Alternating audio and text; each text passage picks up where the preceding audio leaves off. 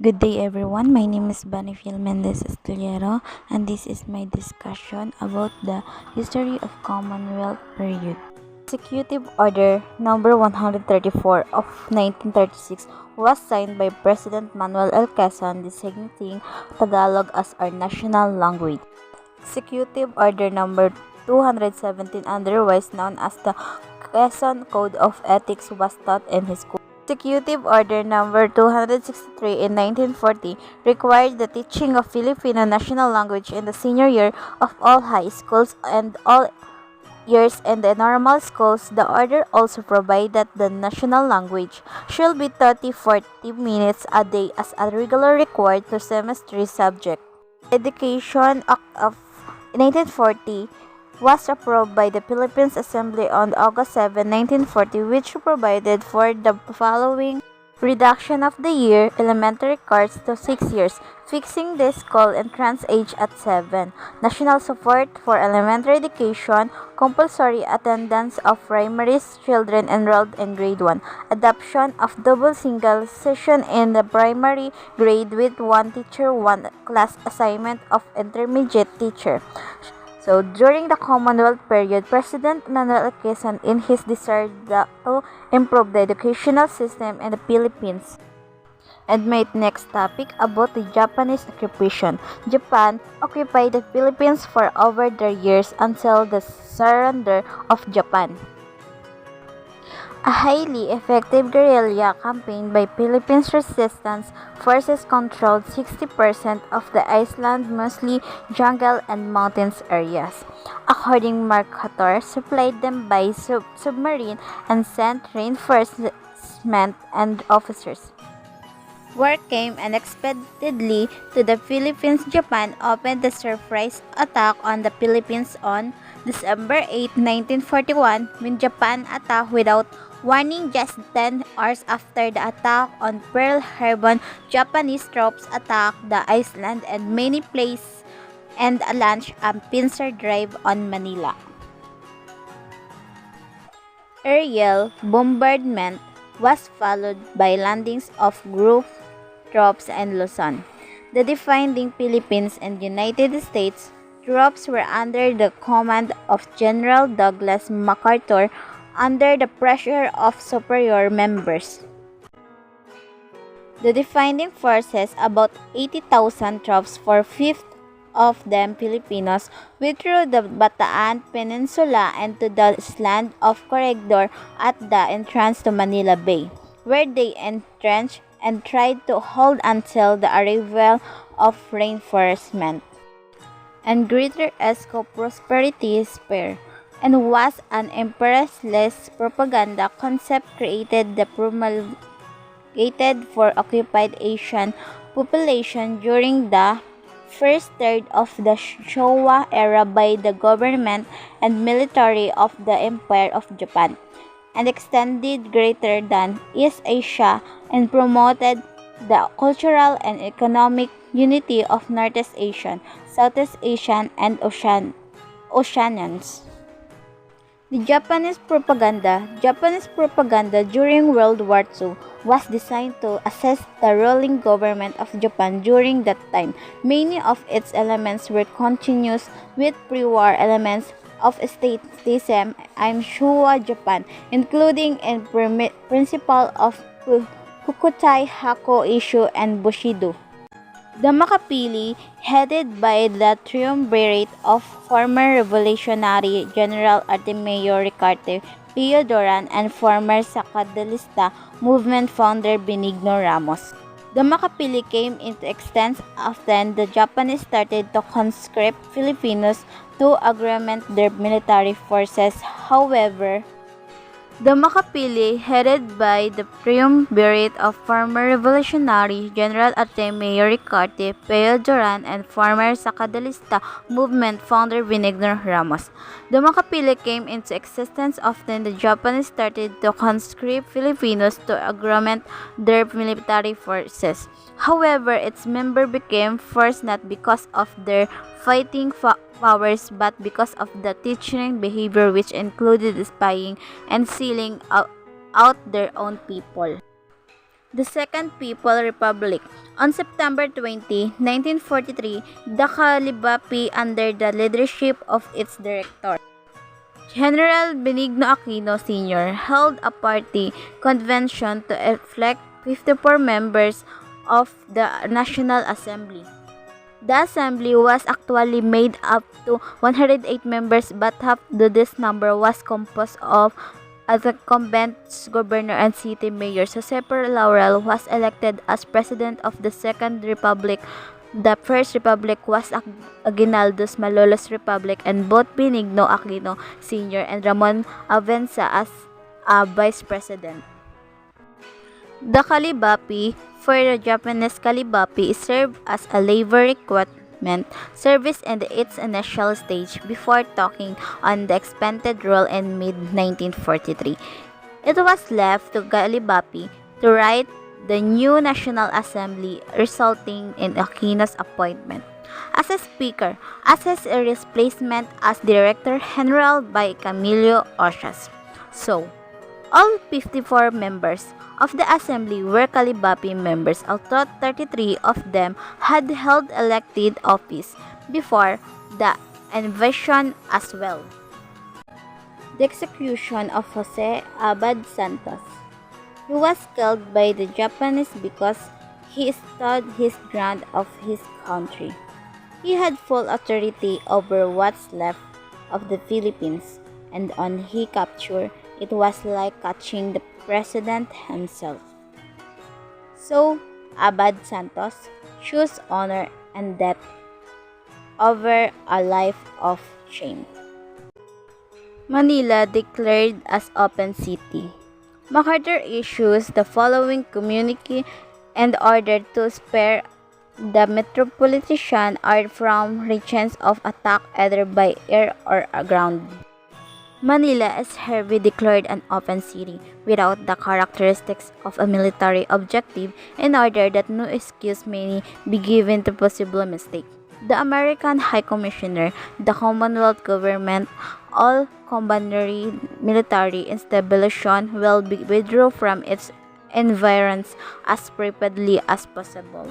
The municipal government will continue to function with its police powers reinforced by constabulary troops so that the normal protection of life and property may be preserved. Citizens are requested to maintain evidence of constitute authorities and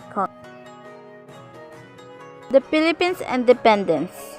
During the Spanish-American War, Philippine rebels led by Emilio Aguinaldo proclaimed the independence of Philippines after 300 years of Spanish rule. By mid-August, Philippine rebels as troops had ousted the Spanish, but Aguinaldo's hopes for independence were dashed when the United States formally annexed the Philippines as part of its peace treaty with Spain. The Philippines, a large island archipelago situated off Southeast Asia, was colonized by the Spanish in the later part of the 16th century. Opposition to Spanish rule began among Filipino priests who resented Spanish domination of the Roman Catholic churches in the island. In the late 19th century, Filipino intellectuals and the middle class began calling for independence. In 1892, the Katipunan, a secret revolutionary society, was formed in Manila, the Philippines capital on this island of Luzon. Membership grew dramatically, and in August 1896, the Spanish uncovered the Katipunan plans for rebellion, forcing premature action from the rebels. Revolts broke out across Luzon, and in March 1897, 28-year-old Emilio Aguinaldo became leader of the rebellion. By late 1897, the revolutionaries had been driven into the hills southeast of Manila, and Aguinaldo negotiated of agreements with the Spanish. In exchange for financial compensation and the promote of reform in the Philippines, Aguinaldo and his general would accepted exile in Hong Kong. The rebel leaders departed and the Philippines Revolution temporarily was at as an end. In April 1898, the Spanish-American War broke out over Spain's brutal suppression of a rebellion in Cebu, the first in the series of where U.S. victories occurred on May 1, 1898, when the U.S. Aztec Squadron under Commodore George Dewey annihilated the Spanish Pacific Fleet at the Battle of Manila Bay in the Philippines. From his exile, Aguinaldo made arrangements with U.S. authorities to return to the Philippines and assist the United States in the war against Spain. He landed on May 19, leading his revolutionaries and regained liberty down south of Manila. In 1902, an American civil government took over administration of the Philippines, and the 3 year Philippines insurrection was declared to be at the end. Scattered resistance, however, persisted for several years. More than 4,000 Americans perished, suppressing the Philippines more than 10 times the number killed in the Spanish-American War. In 1935, the Commonwealth of the Philippines was established with U.S. approval, and Manuel A. Quezon was elected the country's first president. On July 4, 1946, full independence was granted to the Republic of the Philippines by the United States. The Philippines after World War II, demoralized by the war and suffering rampant inflation, the shortage of food and other goods, the Philippines people prepared for the transition to independence, which was scheduled for July 4, 1946, a number of issues remained unresolved, principally those concerned with the trade and security arrangements between the island and the United States. Yet in the months following Japan's surrender, collaboration became a virulent issues that split the country and portions political life. Most of the Commonwealth legislature and leaders such as Laro Recto and Rojas had served in the Japanese-sponsored government. While the war was still going on, the Allied leaders had stated that such quelling in the local levels would be severely punished. Harold Dix, who as United States Secretary of Interior had civiled that all officials about the rank of school teacher who had cooperated with the Japanese be purged and the right to vote in the first post-war election. Osmeña counted that each case should be tried on its own merits. Resolution of the problem project serious moral questions that struck at the heart of the political system. Collaborators argued that they had gone along with the occupiers in order to shield their people from the harshest aspects of the Japanese rule. So, before leaving Corregidor in March 1942, Quezon had told Laurel and Jose Vargas, mayor of Manila, that they should stay behind with the Japanese but refused to take the path of elegance.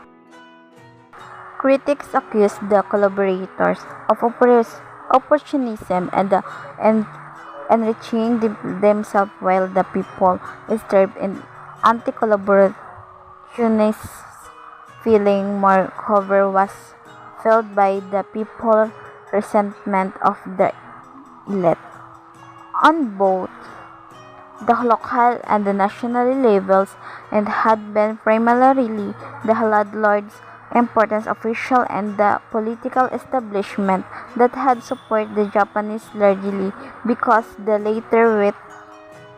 latter with their own troops and those of our established Philippines constabulary preserved their property and fancifully maintained the rural status. Tenants felt the hierarchical aspect of the Japanese rule.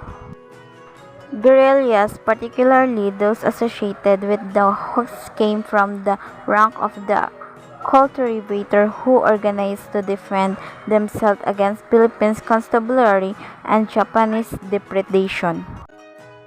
Again, this is our discussion. Thank you so much for listening my topic.